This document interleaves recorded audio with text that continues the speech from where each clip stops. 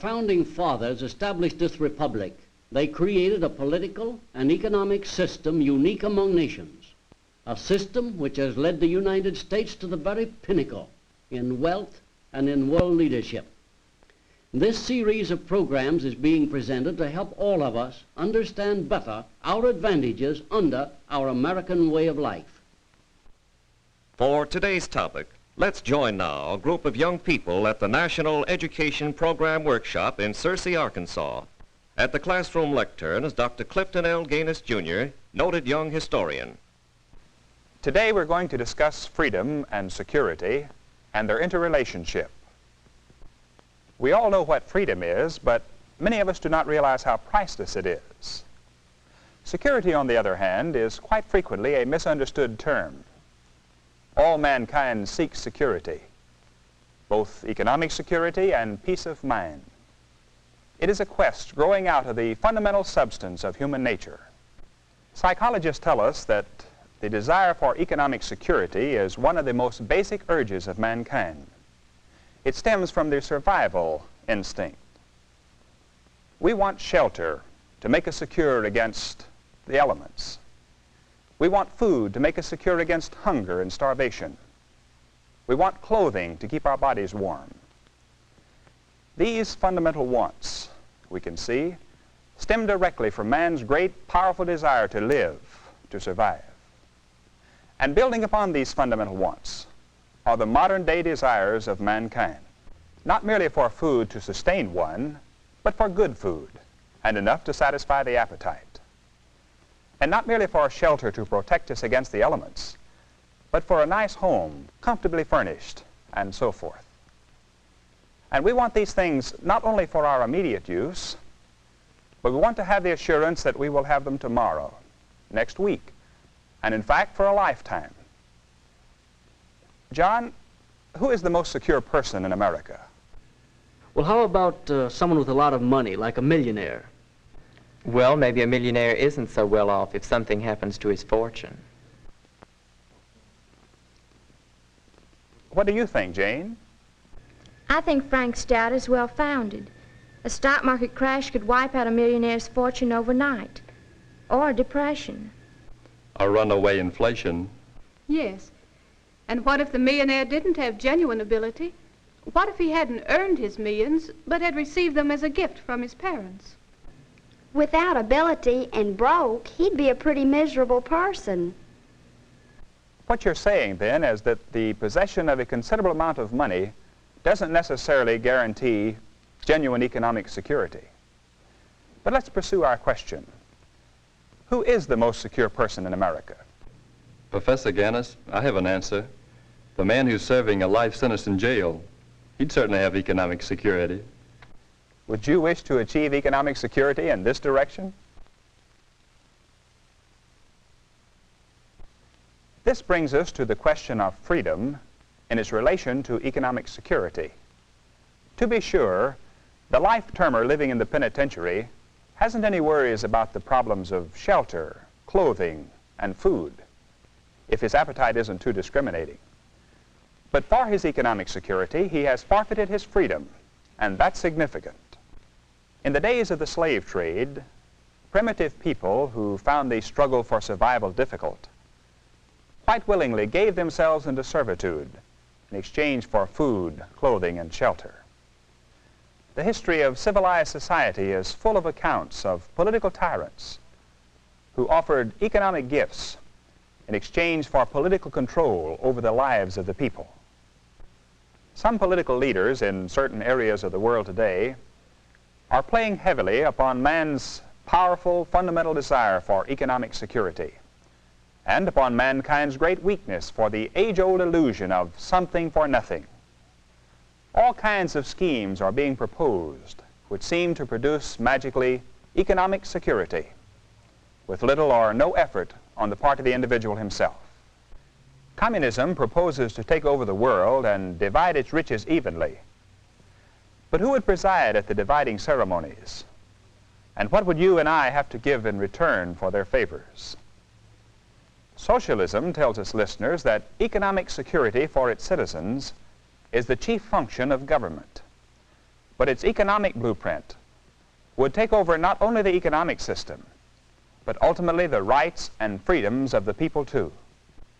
History seems to show that no group of political leaders or government can give a people economic security for very long without taking away personal liberty. In the beginning of our discussion, we spoke of peace of mind. The late Dr. Henry C. Link, one of America's foremost psychologists, wrote a book entitled The Way to Security. In it he said, "Perhaps the chief weakness in our thinking about security is its emphasis on social security and its neglect of personal security.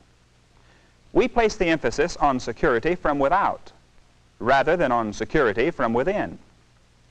The weakness in our thinking is the belief that our families or our government can give us security, instead of our having the realization that the individual must win his own security."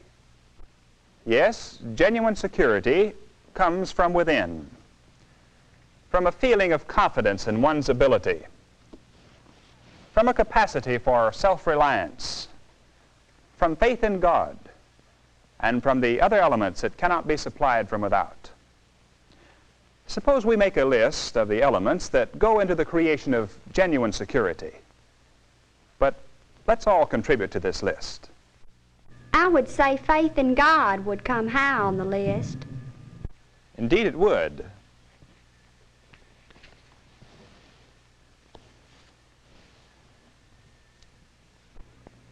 And the Bible tells us that faith without works is dead.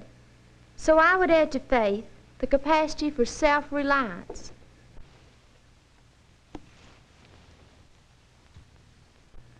Professor Gaines, I think that security depends upon self-preparation.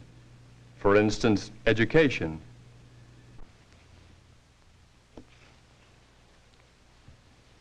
Education and practical experience. Very good. Self-preparation does develop self-reliance, doesn't it? Economic freedom. Yes, freedom to succeed, to do the things for which we are best fitted. This freedom is important in the exercising of our self-reliance, isn't it? This is the first of the elements we have listed, which come from without. Professor Gaines, on that list would come the opportunity to save. Yes, if we have the freedom to do things and have the ability, our feeling of security will be enhanced if we save a part of our earnings. That brings up another element which helps to create inner security, thriftiness. Yes, indeed. No one is going to save our money for us. We must develop this attribute within ourselves. Another capacity each individual should develop is the ability to adjust oneself. We must all learn to adjust to disappointments as well as to successes, to adversity as well as good fortune. The ability to adjust to hardships is a vital element in our inner security. Now can we have a few more elements that come from without? Sound government. Very good. A person is never really secure unless his government is sound. Thus it's important that each one of us participate in government and see that it's kept sound. National economic health? That's correct. Our personal prosperity depends upon the good health of our economy. Planning ahead. Yes, that would go over in our personal development list, wouldn't it? A person ought to be industrious, to have enterprise. Yes, definitely. If he is to have the economic success that helps to develop an inner feeling of security. There are other elements, of course, but let's build another list. What are some of the elements destructive to economic security? Bad government. All right. Depression. Yes, economic depression could possibly destroy economic security. But Professor Gaines, if a person can adjust to temporary unemployment, and if he has been thrifty, a depression wouldn't destroy his inner feelings of security, would it? That's an excellent observation. There is another element or condition that may destroy any security that does not have its source within the person. War. War changes the whole plan of living, the way of life. It can destroy all material values. Another important destroyer of material security is inflation.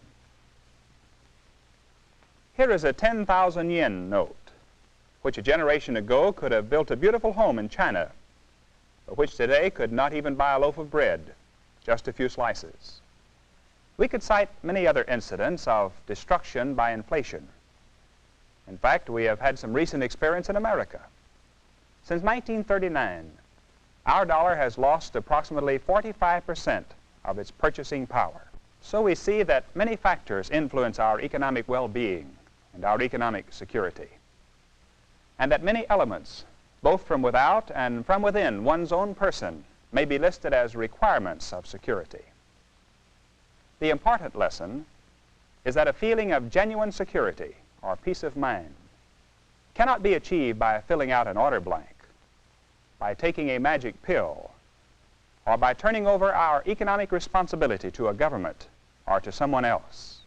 We have learned that the quest for inner security can best be served by an active faith in God, by development of self-reliance, by personal thrift and industry, and by dedicating a portion of our time to participation in government, so that we can erect every possible safeguard against these destroyers of our material security.